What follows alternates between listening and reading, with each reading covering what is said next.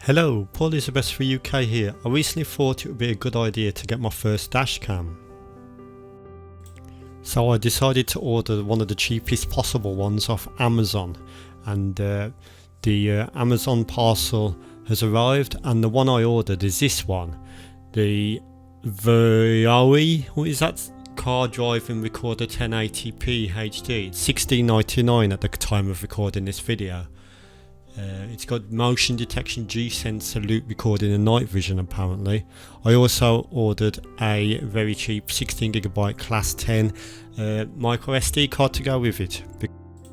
Both arrived the very next day via Amazon Prime. Great service.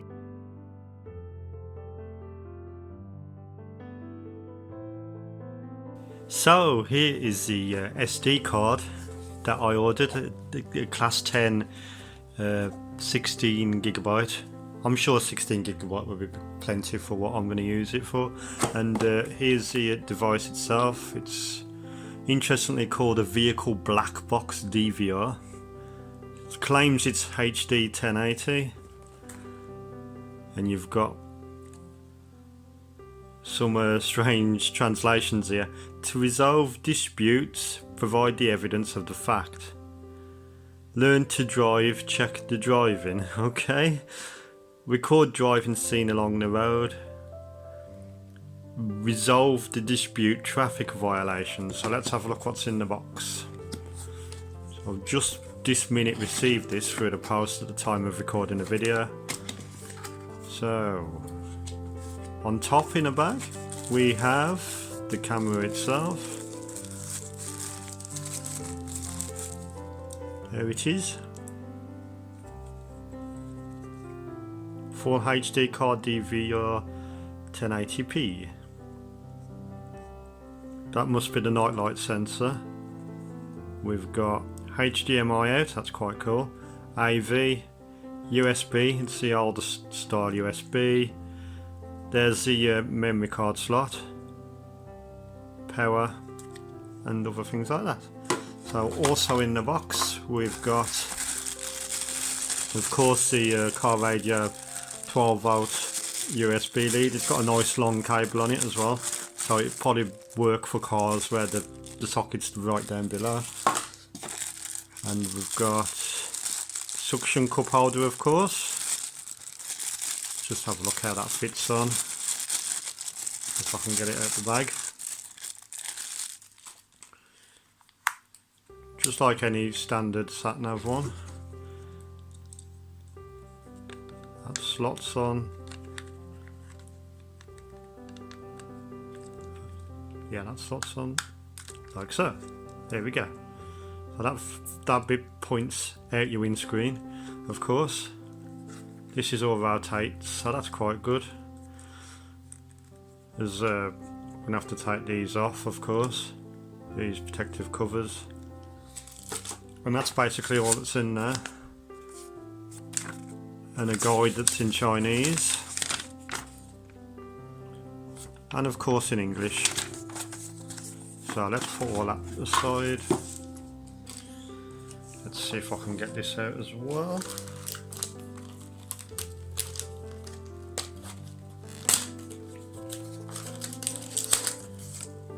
There we go, there's the SD card I ordered. It's got an adapter as well, which is always useful. Pull this across.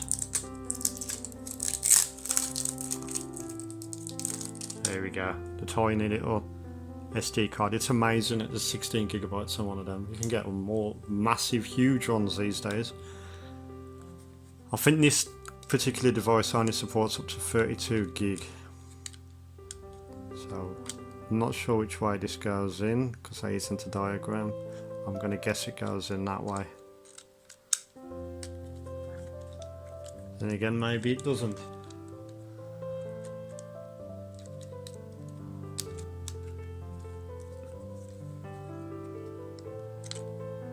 So here is the device itself, and this is the power button here.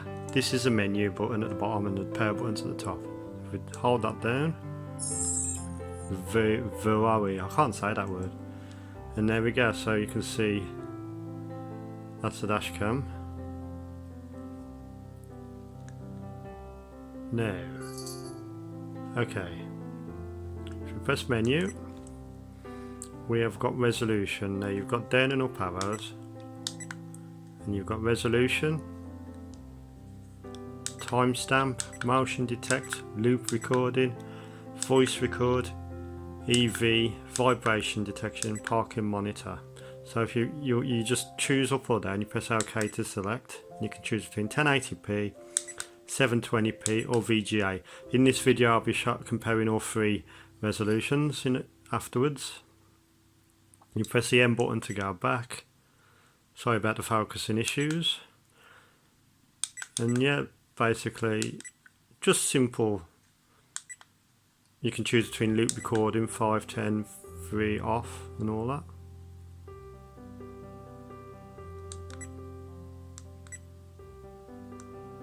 Auto off, LCD off. It's just a pretty straightforward menu. I think this is just to tell you that your car's parked, and shows you all the clips and stuff. Or it might be the last clip that was recorded, I'm not sure. Anyway, so that's that device. So let's have a look at some clips I took while I was out and about. Sadly, the device isn't quite good as what I was expecting. Every single resolution, it seems, if you choose 1080p, 720p or VGA, it still records it for some reason at 720p. I'm not sure if it's just a fake selector or I had a faulty unit, but this is the actual footage from the dashcam itself. It was a very rainy, horrible Sunday afternoon.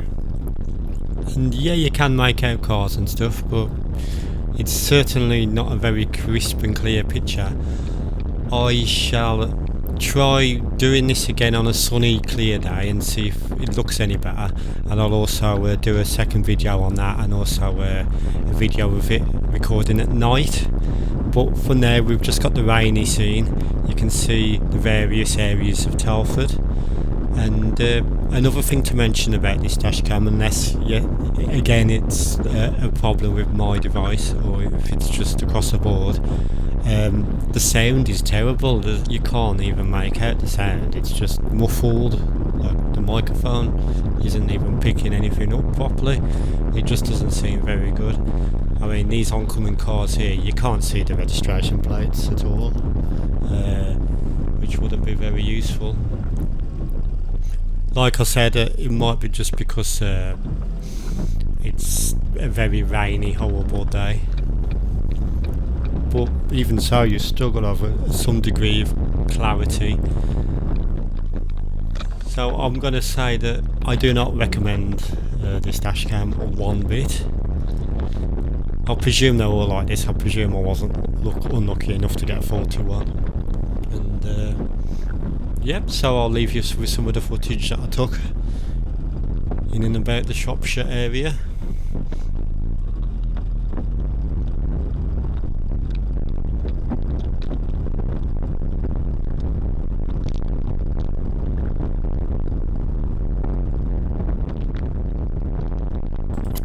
Notice the horrible muffled sound. That's supposed to be the noise that the dashcam is recording, and it just sounds like a horrible mess.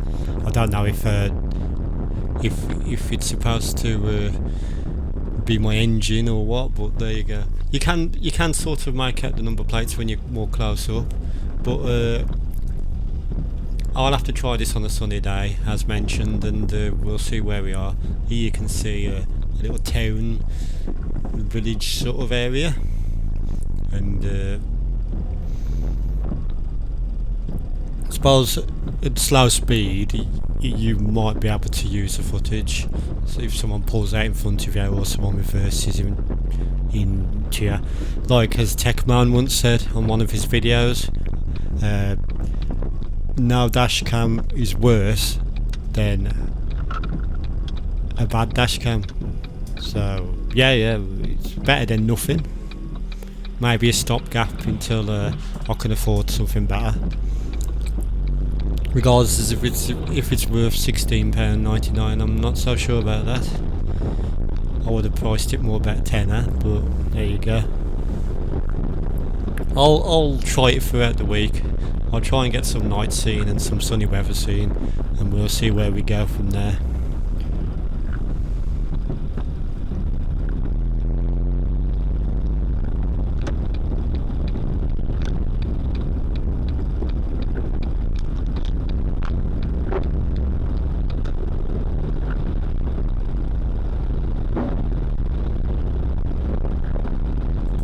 So in conclusion, the dash cam I do not recommend buying, to be honest. I probably will be returning this, or I will just get a better version and just keep this as a spare, but I shall do another video like mentioned with daytime and more brighter scenes like sunny weather and stuff, see how it looks, but I haven't got very high hopes on that.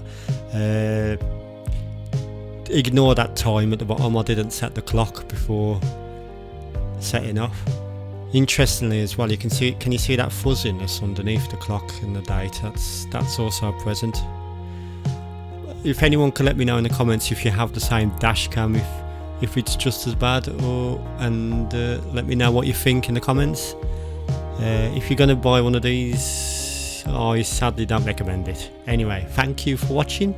Goodbye.